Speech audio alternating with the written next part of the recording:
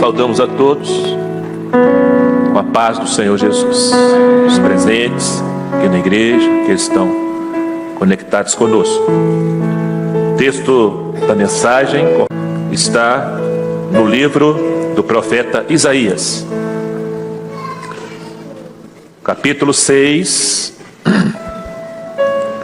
Leremos dos versículos 1 ao verso 6. No ano em que morreu o rei Uzias, eu vi também ao Senhor assentado sobre um alto e sublime trono, e a cauda ou séquito do seu manto enchia o templo. Serafins estavam por cima dele. Cada um tinha 6 asas. Com 2 cobriam seus rostos, com 2 cobriam seus pés, e com 2 voavam. E clamavam uns aos outros, dizendo: Santo, Santo, Santo é o Senhor dos exércitos. Toda a terra está cheia da sua glória. E os umbrais das portas se moveram à voz do que clamava, e a casa se encheu de fumaça. Então disse eu: ai de mim, pois estou perdido, porque sou um homem de lábios impuros, e habito no meio de um povo de impuros lábios. E os meus olhos viram o Rei, o Senhor dos exércitos. Porém, um dos serafins voou para mim, trazendo na sua mão uma brasa viva, que tirara do altar com tenaz. Verso 7. E com a brasa tocou a minha boca e disse: eis que isto tocou os teus lábios. A tua iniquidade foi tirada e expiado o teu pecado. Amém.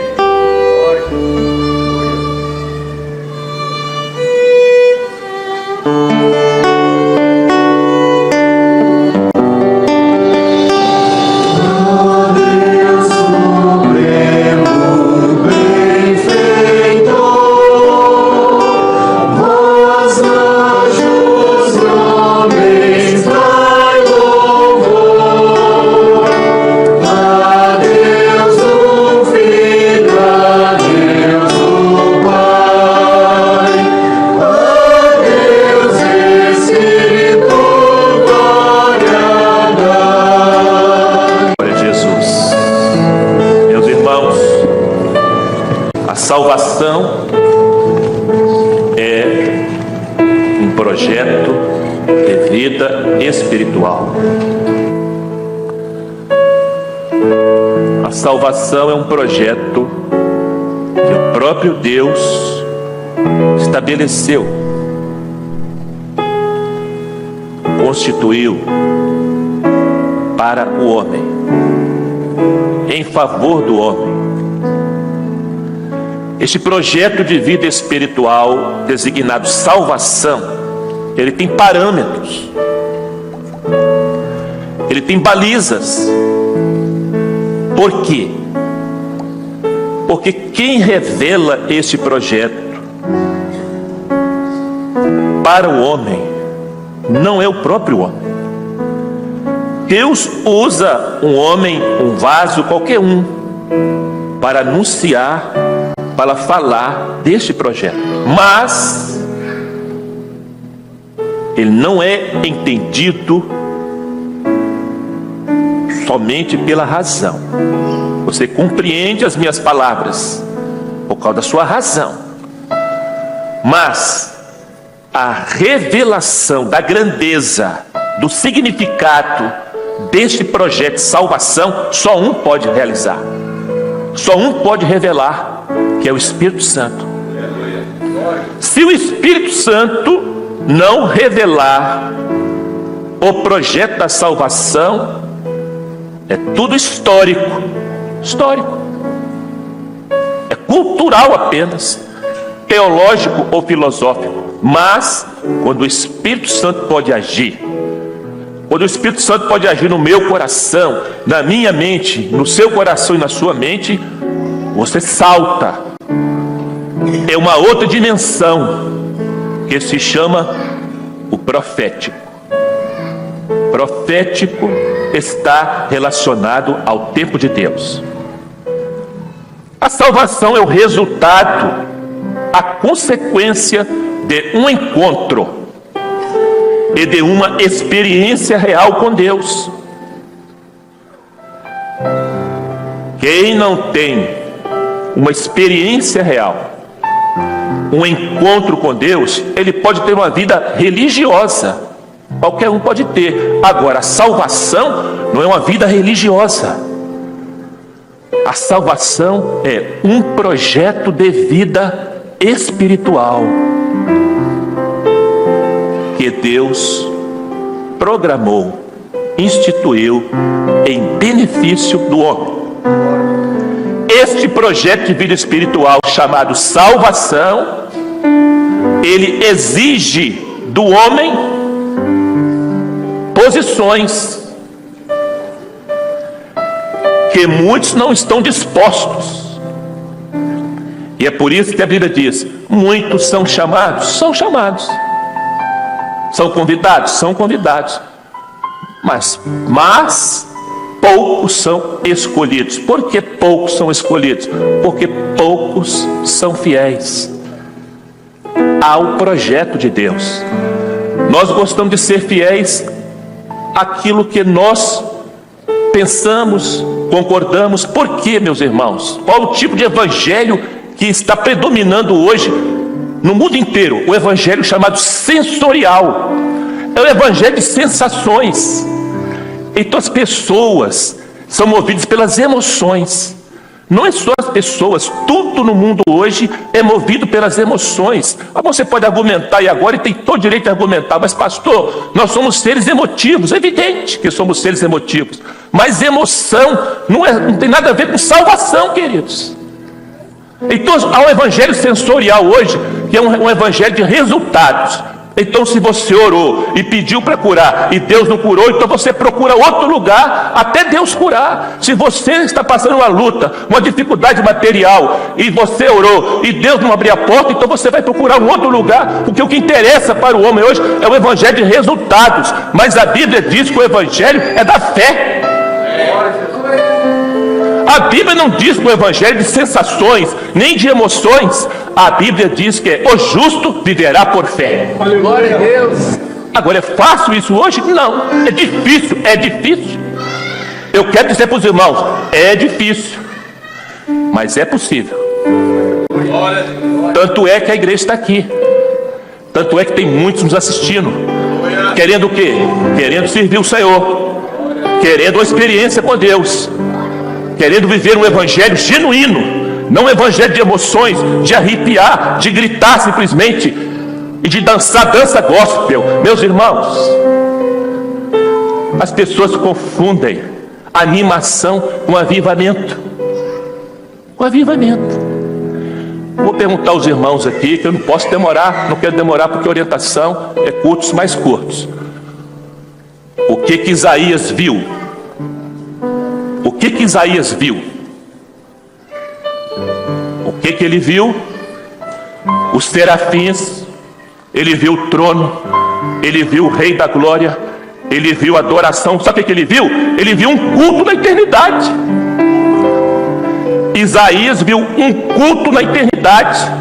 Como é que era esse culto na eternidade? O que havia nesse culto na eternidade que ele viu aqui? Os irmãos aprenderam hoje na escola dominical. Havia temor, havia reverência, havia humildade, havia adoração e havia glorificação. Esse foi o culto que ele viu na eternidade. Aí eu pergunto aos irmãos aqui que prestaram atenção na leitura da palavra: qual foi o resultado na vida dele, de Isaías, do profeta, quando ele viu aquele culto? Qual foi o resultado da vida dele? Sabe qual foi? Confissão. quando ele viu o culto da eternidade, quando ele viu os serafins, quando ele viu a glória, quando ele viu o séquito, quando ele viu o incenso, quando ele viu a beleza, quando ele viu os serafins cantando santo, santo, santo, santo, santo, santo, ele falou o seguinte: ai de mim! Isso para você é avivamento? Não, para muitos não é. Isso é avivamento. Aleluia! O avivamento é quando a palavra de Deus alcança meu coração, alcança seu coração, e o Espírito Santo me convence que eu não sou digno, que eu não mereço, que eu sou pecador, que eu sou um verme, que eu não significo nada, e eu reconheço diante de Deus: eu não sou nada. Ai de mim, Senhor! Começou o avivamento na sua vida. E quando ele diz aqui, ai de mim, no original a expressão ai tem um sentido de condenação e de juízo. Mas a Bíblia diz que quando ele diz assim: Senhor, ai de mim, porque sou um homem de impuros lábios, habito no meio de um povo de lábios impuros, e eu vi o Rei, o Senhor dos Exércitos. O que aconteceu, meus queridos, depois que ele confessou? O que aconteceu depois que ele confessou? O serafim voou para ele, pegou a brasa viva do altar, tocou nos lábios dele. Glória a Deus! Você confessou, Isaías. Você reconheceu que você não é digno, que você não merece, que você não é importante. Você está purificado, está perdoado. O que aconteceu depois que tocou os lábios dele a brasa do altar? Ele ouviu a voz de Deus: a quem enviarei? E a voz pergunta assim: quem há de ir por mim? Foi singular? Não. Mas o certo seria isso: quem há de ir por mim? Não. A voz falou assim: quem há de ir por nós? Por quê? Por nós quem? A Trindade. O Pai, o Filho e o Espírito Santo. A salvação, meus irmãos, é uma obra completa da Trindade. E é por isso que os serafins, eles diziam 3 vezes: Santo Pai, Santo Filho, Santo Espírito Santo. E volta de novo: o Pai é santo, o Filho é santo, o Espírito Santo é santo, e a igreja fiel também é santa. E é por isso que o lugar dela é na glória. E é por isso que o Senhor vai arrebatar a igreja. E é por isso que ela vai embora. Meus irmãos, o culto da eternidade dá resultados. O culto da eternidade, ele gera no meu coração e no seu coração a confissão. Você quer confessar? Fala a verdade. A coisa mais difícil do mundo é o homem confessar. A coisa mais difícil do mundo é um confessar para a esposa dele que ele traiu. A coisa mais difícil do mundo é um pai confessar para os filhos que ele traiu a mãe. A coisa mais difícil do mundo é a pessoa chegar para outra e falar assim: você me perdoa porque eu menti a seu respeito, eu falei mal de você porque eu queria te prejudicar. É difícil demais fazer isso. É difícil demais confessar. O homem não gosta de confessar. Eu também não gosto de confessar. Ninguém gosta de confessar. Mas quando o homem confessa diante de Deus que ele não merece, que ele não é digno, que ele não é importante, que ele é insignificante, que Deus não precisa dele, ele ouve a voz de Deus. Se ele confessar de verdade, ele ouve a voz de Deus. Queridos, aqui está patente no texto o histórico e o profético. Onde está o histórico? No ano que morreu o rei Uzias. É o histórico. É o tempo do homem. O tempo do homem é contado para morte. Onde está o profético? Eu vi o Senhor. Ele entrou no tempo de Deus. Esse universo criador é isso mesmo. O homem conta seu tempo para a morte. Nasceu, viveu morreu. Mas este universo histórico não depende do Espírito Santo. Eu nasci, você nasceu, os que estão vendo nasceram. Não depende do Espírito Santo. Mas o fim desse tempo histórico é a morte. Mas o tempo profético, o tempo de Deus, exige um outro nascimento, que Nicodemos não entendeu. Necessário vos é nascer de novo, nascer do alto, nascer do céu. Sabe por quê, meus irmãos? Esse tempo histórico aqui nasceu, viveu e morreu. Mas o tempo de Deus não. O tempo profético é nasceu só, não tem fim, porque a vida é eterna. Deu para entender? É simples. O tempo histórico é nasceu, viveu, morreu. O profético não. O profético é nasceu de novo, nasceu da ave do Espírito, nasceu pela operação do Espírito, nasceu de novo com a graça de Deus, nasceu, vive para sempre. A morte não existe. Tempo histórico, tempo profético, tempo do homem, tempo de Deus. Culto da eternidade, resultado confissão. Confissão, toque da brasa. Tocou a brasa, foi purificado. Foi purificado, ouviu a voz de Deus. E Deus perguntou: que há de por nós? Eis-me aqui. Salvação é isso, irmãos. Salvação é um saber que ele não merece. Ele não é digno. Diante de Deus ele não é nada. Ele pode ser importante aqui, ele tem um diploma, ele lutou, ele estudou, e está de parabéns por isso. E Uzias estava de parabéns. Uzias era um rei poderoso. Lá em 2 Crônicas, capítulo 26, está a história de Uzias. Ele era um homem, diz a Bíblia, que ele criou máquinas de engenharia. Ele tinha 2.600 generais de guerra valentes. Ele tinha um exército de 307 mil guerreiros super valentes. Ele tinha lavradores, ele tinha vinheteiros, ele tinha muito gado. Ele construiu torres no deserto, ele cavou poços. Ele era um homem próspero, ele era um homem de sucesso, ele era um homem inteligente.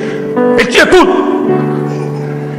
E ele ficou tão importante, que a Bíblia diz que o coração dele se exaltou e se corrompeu, a ponto de ele querer entrar no templo e queimar incenso ao Senhor, que era uma função só do sacerdote fazer isto. E quando o sacerdote ficou sabendo, ele foi lá no templo e falou: Uzias, você está pecando, você não pode fazer isto, você não tem essa responsabilidade, você não tem essa missão, você não foi separado para isso. Isso é só o sacerdote que pode fazer, levar oração diante do Deus Todo-Poderoso. Só o sacerdote pode fazer. Minha oração não é poderosa, irmãos, nem a sua, de ninguém aqui, mas existe uma oração intercessória que ela chega ao altar do Todo-Poderoso.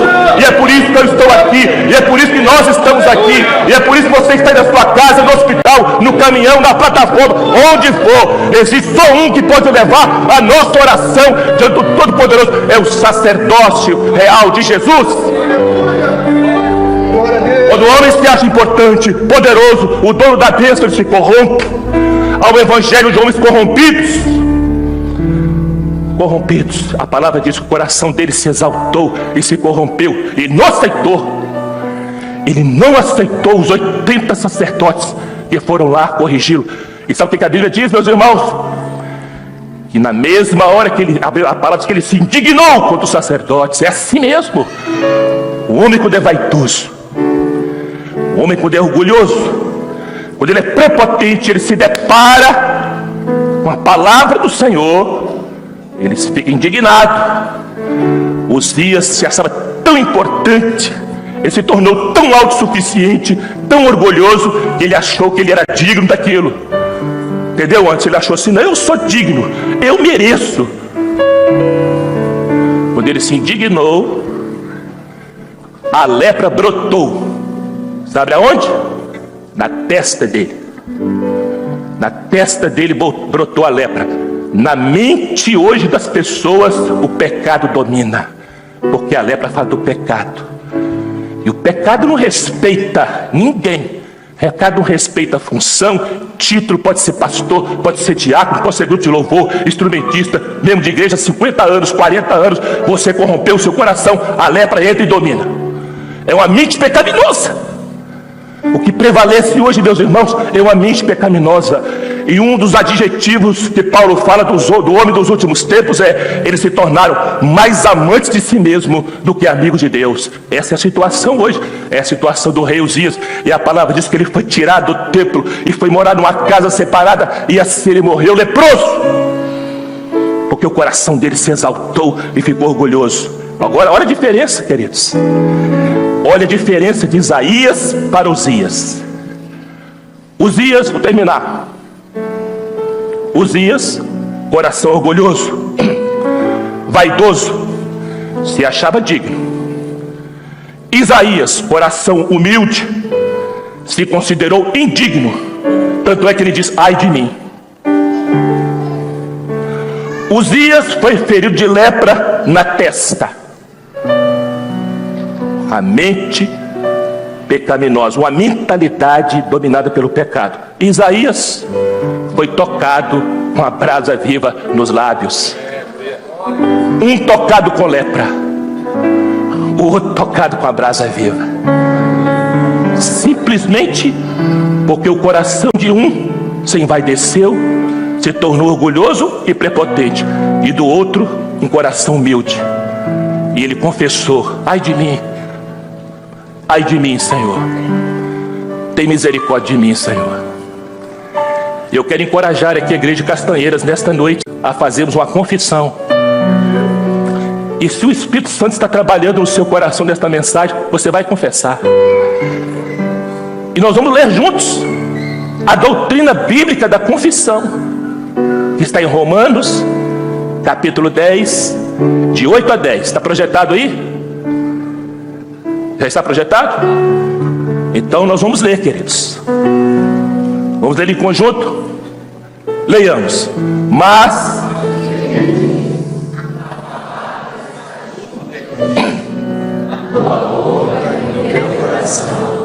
esta é a palavra da fé que pregamos, a saber, se com a tua boca confessares o Senhor Jesus, e em teu coração creres que Deus o ressuscitou dentre os mortos, serás salvo. Aleluia! Mais o texto. Visto